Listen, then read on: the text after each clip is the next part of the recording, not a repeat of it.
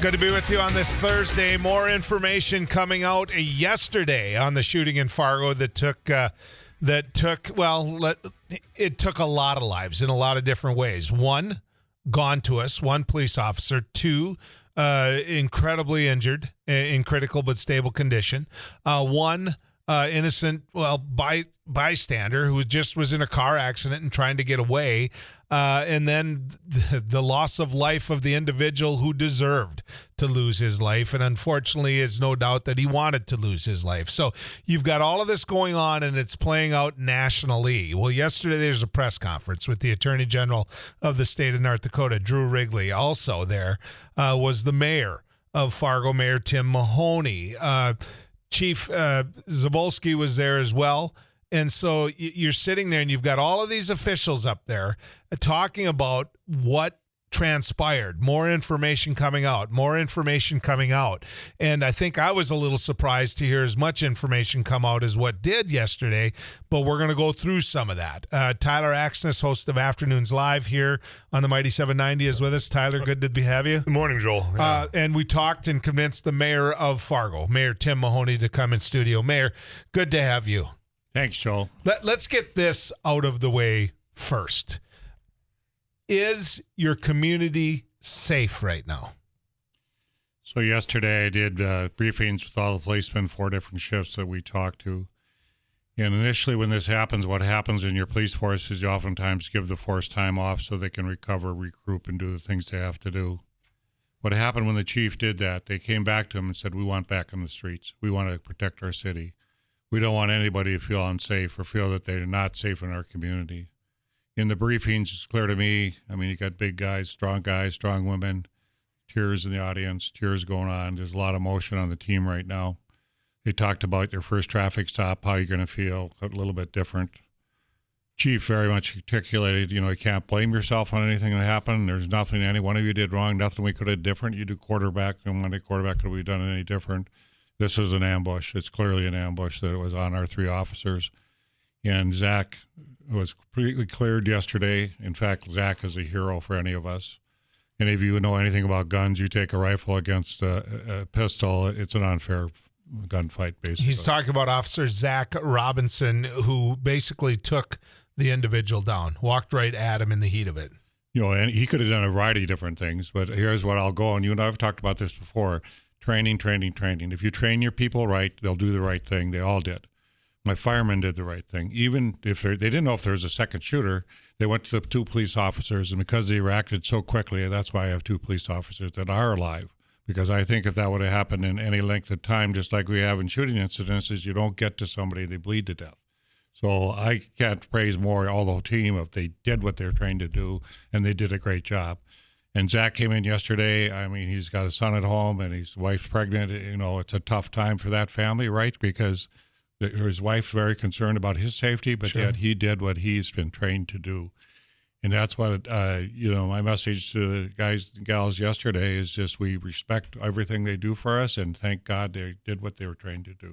So yesterday's press conference was meant to point out that the lethal force that Officer Zach Robinson used was justified, which, of course, didn't surprise any of us. We all knew what that response was going to be, but the press conference itself turned into much more information finally getting out that Tyler and I and others had been asking about and asking for, and the rumor mill had started out there on a lot of this stuff.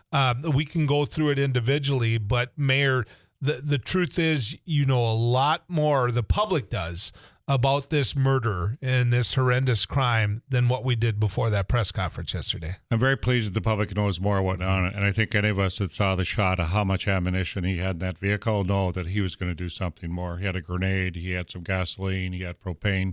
He was obviously headed somewhere to go do a lot of killing, and we would have had a massive killing in our community. So I'm extremely pleased that it stopped where it stopped. Well, and Tyler, we've spoke about this many times on air. The term AR, this was an AR. Okay, we've got to get into that discussion as part of all of this. The .223 is the weapon of choice amongst individuals in the AR world for something like this. Yeah, well, that is true. The thing that stood out, for me, with the Attorney General's comments yesterday, and you've alluded to this as well, Mayor, about rapid fire, the sound of rapid fire. Zach Robinson, the hero police officer, talked about how rapid it was. 40 rounds were discharged. By the grace of God, able to, you point out the handgun, a 9mm, from 75 feet away, take out that gun. The rapid approach to this is something that it keeps ringing in my mind because we know these guns aren't automatics, but there's all these things that could be done. And I'm just wondering, is there any evidence? Is there anything coming forward about this gun that has been selected by choice for these instances, but to hear the rapid fire like this? I think on Friday, Drew is going to reveal what that gun did, but I concur with you is that 2 minutes is all his time took. Mm-hmm. And Zach actually 16 times told the guy to put his gun down. 16 times. I can't imagine that restraint in which a guy's got a pistol kind of aiming at you. But Tyler, I agree that this is a rapid fire, and if you hear the shots, and the other issue, injuries on my police officers, normally you get one shot, right? You hit a guy once, right? But with rapid fire, they get 2 or 3 bullets into their body. And that's actually what we saw. So to me, I have to believe this is what rapid fire. Yeah, they basically can turn a semi-automatic weapon, assault rifle, into an automatic. We saw it in Vegas with the bump stock. We know that there's an opportunity to enhance the weaponization of a gun like this through changing out the trigger mechanism. I mean, there's all sorts of things that I know might come forward in all of this. But what we do know is that he was going to kill as many people as he possibly could in as short a period as he possibly could. And the Attorney General yesterday indicated, and he didn't pick around the edges of it, but he certainly indicated that this man was headed to downtown Fargo to the street fair. He mentioned that twice in the press conference. And so you and others are using the word ambush because it's accurate. You've got a car accident. He stops. He waits for the police to come. He shoots police officers. You're paying attention to that through your city, the people that protect us. He goes downtown. You got police officers on 25th Street instead of on Broadway. And the next thing you know, all hell breaks loose downtown. And there's a whole lot of men and women that you would have had there that aren't there. And so I don't think you got to be Dick Tracy to figure out what was going on in his mind, which puts me back to Zach Robinson, which puts me back to how heroic he was. And I just want to give you a chance to speak to that. Well, there's a variety of ways to approach this, but the public has to understand there were 4 police officers at the scene. 3 are incapacitated. At that point, you have 1 police officer. My firemen don't carry firearms. Somebody else carries firearms. One of his choices was to hide behind the car and let this guy shoot, basically. And what he chose to do is step outside of the car. And you drive 25th. I mean, this guy was on high ground. There's a parking lot that's up above the street level. That's where this guy started to set up. But he had high ground. Yeah, he's sitting from a position of power. Yeah. And Zach starts walking across the street with no other cover than a tree. There's a 6-inch tree maybe there that he can kind of duck around. But he keeps walking forward. And any of you who shot pistol, 75 feet, I mean, do you hit the rifle at a 75 feet shot? That's a heck of a shot. You're at a disadvantage big time. Big time. But fortunately, he disabled the rifle with that shot, and then he moved up very quickly. I think what the public also has to understand, this is a 2-minute drill. This is 2 minutes in which all this happens. And Tyler, you're how many shots he got off at first? I mean, how quickly he got those shots off and how much damage he did with his first shots. And then Zach keeps walking towards him. Guy gets out of the car, goes to the back of the car, goes to the other side of the car, and then our officer completely warns him, drop your gun, drop your gun, drop your gun, drop your gun. And finally, the guy wouldn't drop it, and that's when he terminated him. Yeah.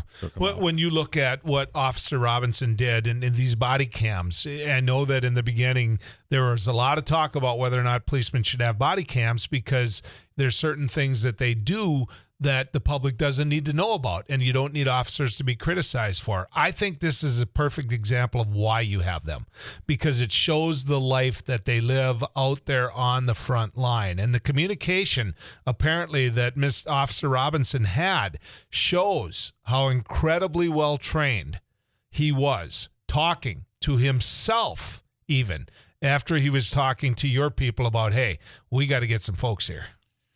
Yeah, Drew Wrigley was very right yesterday in his years of career as in law enforcement. He's never seen anything like this, in which Zach is truly a hero. He was last man standing. If he didn't stop it, we would have had more carnage. We would have had more things happen in that area. So if you see Zach, give him a high five. He's a very humble guy. He's typical of any of my young guys, is that he's doing his service. His dad was in law enforcement as well, and kind of mentally in his mind, you're very right. He talked to him as he was going through. He's talking, but you can tell when he's talking. Well, here's my training. Here's what you do. Here's what you do. Okay, now march forward. March forward. Alerted the rest of the crew that 3 officers down. Well, that brings a police force from everywhere to that site to see what's going on. Take care of it. The individuals, and there's been some reporting about the individuals that saw all of this unfold, whether it be in the office buildings, whether it be in driving by, whether it be our people here. Quite frankly, our team of It Takes Two drove by the accident and called into the studio, because they, like anything on KFGO, it's like, okay, avoid 25th Street. There's a car accident there. They've got traffic shut down, that type of thing. It's what we do. Yeah. And the folks I work with were that close to being in the middle of this carnage, and yet for the grace of God. Stick around, more with Mayor Mahoney. Where do we go from here? I think that's the big thing, that this community is going to need a lot of leadership from its mayor and it's from its city officials. And, you know, there's a baseball game tonight. You didn't many of you along this radio network didn't hear, but Post 2 and Post 400 are going to have a baseball game tonight. And the revenue from that game is going to the police officers. Now think about that. People need to feel safe to go to a baseball game. They know their community's safe, and they're going to go out there and do something for these officers. How orchestrated it was by the killer and what could have happened. An individual talks about how you've got a car, you've got a hand grenade, which has been changed to have a fuse. It's got like duct tape, Gorilla Tape wrapped on it. Mayor, my suspicion when I saw that was he goes downtown, which clearly your folks now are saying, or the Attorney General is, goes downtown, takes that grenade, blows up his car with the gas in it. Now people are paying attention to that, and he's going somewhere and killing people. Well, I think the surprise for everybody yesterday when we saw the arsenal he had in his car, there's no question this gentleman was going to go out and do damage to some site. We had a big street fair, and just imagine the chaos of that. If you get into that street fair, nobody would be accepting a shooter that's going to be in that area. And that carnage would have been much harder to clean up or to get carried out. It appears, I think when Wrigley talked about it, it appears the guy kind of scouted the accident area and decided to change his venue. But we're just very, very fortunate that he was taken out as early as he was, because what's in that car, Tyler, you would agree. I mean, he has so much in that car, he could have caused so many deaths. I couldn't find words when the photo was shown at the press conference of the arsenal he had, knowing that he had more at his apartment as well by accounts. But that was, by all indications, that he had some big plan to cause even more chaos than what he did and harm a lot of people. And I mean, just the sequence of events, the way they rolled out, as tragic as this is, it could have been just so much worse. And that was fully his intention, because having that all within his backseat and trunk just tells you all he needed. That photo speaks volumes, Mayor. 1,800 rounds of ammunition, Mayor. 1,800 rounds of ammunition. And when I think about that, I mean, you guys shooting defenseless people. I mean, as we all know, a rifle might not just stop at one person. It can go through several people if they're in a crowd. So, no, it's like, this is unconscionable what he's trying to do. So we know that the FBI either was called in or called themselves in. And when I heard that, and you look at what some of this, some of the weaponry that was used and the orchestration by the individual of what he clearly was intending to do, I have to ask you, was this by the FBI? Have they talked to you? Was this a terrorist act?